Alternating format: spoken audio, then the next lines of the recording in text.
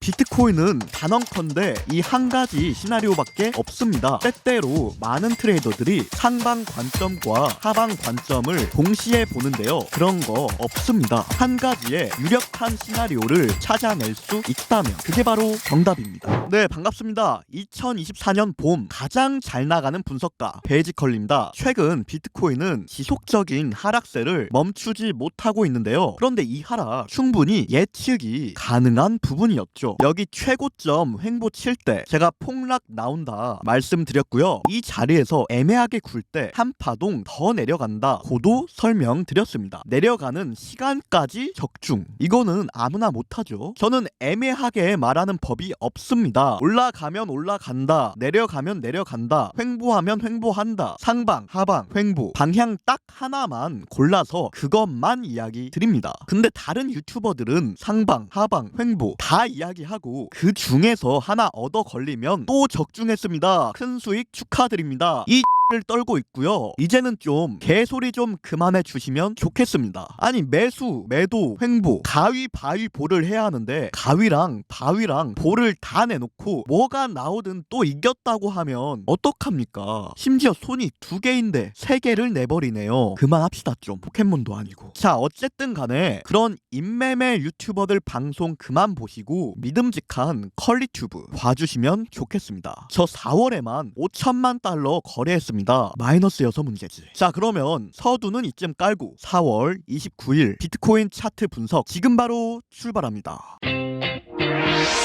자, 본격적으로 들어가기에 앞서 지난주 분석 딱 30초만 복귀해 볼게요. 제가 여기에서 하방이라고 하고 내려가고 여기서도 하방이라고 하고 내려가고, 그런데 사실 여기서도 하방이라고 했단 말이죠. 그런데 올라갔죠. 그러면 이 분석이 틀린 거냐, 관점이 바뀐 거냐? 아닙니다. 저는 여전히 관점이 똑같습니다. 여기서 이만큼 내려가고 여기서 이만큼 내려가고 올라간 건 이만큼, 이 정도의 상승으로는 저의 하방 관점 이 깨졌다고 볼 수 없고요. 여전히 하방 시나리오를 그리고 있습니다. 언제까지? 이 중간 고점을 딸 때까지는 그렇습니다. 자, 그러면 벌써 오늘의 관점 나왔네요. 현존하는 최고의 분석가 베이지컬리는 현재 하방을 보고 있습니다. 그렇다면 제가 왜 하방을 보는지 핵심적인 이유들 3가지 알아보도록 하겠습니다. 먼저 첫 번째 이유입니다. 비트코인이 매수 동력을 잃은 이유. 자, 표시해둔 이 자리는 비트코인 반감기를 진행했던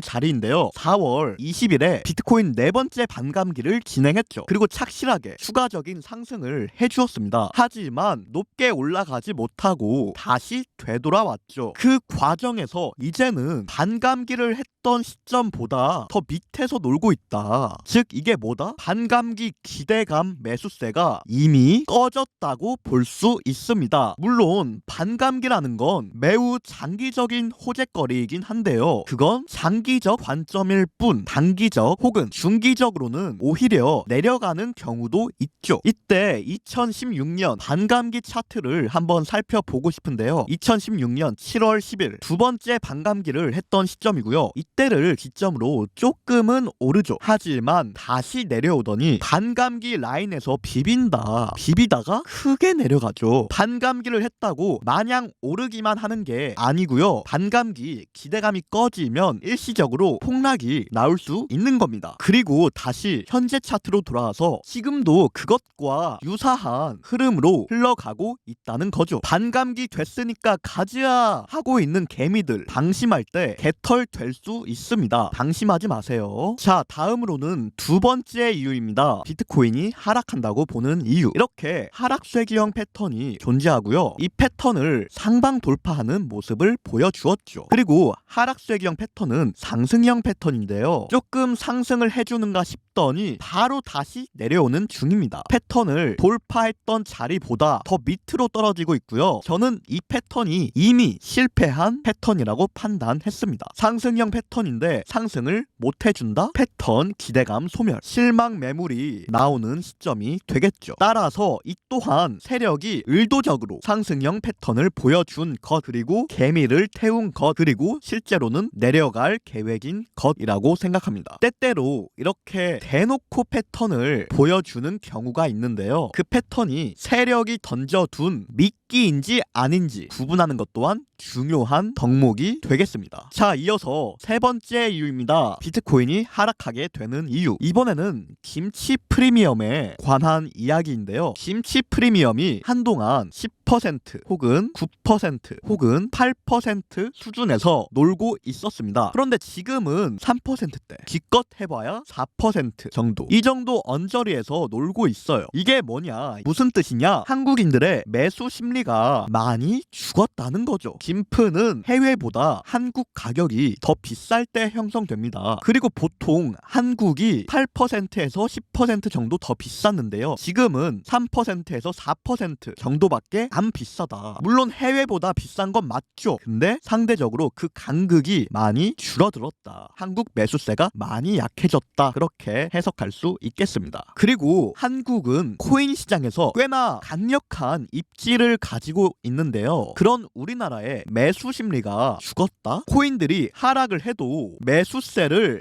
받쳐주기가 힘들다는 뜻입니다. 이 또한 분명히 매수 약세로 해석해야 하는 부분이겠죠. 따라서 이러한 상황들을 살펴봤을 때 비트코인의 하락세는 여전히 끝난 게 아니다. 아직도 내려갈 공간이 남아있다 라고 봅니다. 공격적인 매수 접근은 지양하시고요. 긴가민가 할 때 한 번쯤 참으시는 것도 좋겠습니다. 자, 그러면 영상을 요약해 볼 텐데요. 요약하기 전에 이 영상이 괜찮았다면 구독, 좋아요 한 번씩 부탁드리겠습니다. 구독, 좋아요가 많다고 저한테 돈이 들어오는 것도 아닙니다. 그냥 기분이 좋아집니다. 부탁 한번 드릴게요. 자, 요약. 첫째, 비트코인 반감기 기대감이 죽었다. 반감기 기대감으로 인한 매수세가 더 이상 들어오지 않고 있습니다. 둘째, 하락세 기형 패턴이 있었다. 그런데 실패로 끝날 가능성이 높다. 상승형 패턴인데 실패한다? 그럼 역으로 매도세가 들어오게 되죠. 셋째, 김프가 꺼지는 중이다. 김프 또한 많이 꺼지는 중인데요. 이는 전반적인 시장의 매수 심리가 죽었음을 의미합니다. 비단 우리나라만의 이야기가 아니죠. 따라서 하락한다고 해도 받쳐줄 매수세가 꽤나 적다. 오케이? 결국 이 요약을 요약하면 뭡니까? 그냥 비트코인 내려간다는 거죠. 이리저리 애매하게 말하거나 빠져나갈 구멍을 만들지 않았습니다. 저는 방향 딱 하나만 봅니다. 이게 리얼 트레이더가 걷는 길입니다. 자, 그러면 영상은 여기서 마치겠고요. 텔레그램에서 시황 선공개하고 있으니 텔레그램 들어와 주셔도 좋겠습니다. 유료방 아니고요. 돈 내야 하는 거 아닙니다. 그냥 클릭해서 자유롭게 들어오시면 됩니다. 이번 64K 하락도 사전에 예보 드린 부분이죠. 이게 어제자 브리핑입니다. 오늘이 아니에요. 미리 말씀드린 게 맞습니다. 그럼 이상으로 영상 마무리하겠습니다. 시청해 주셔서 감사합니다. 베이지컬리였습니다.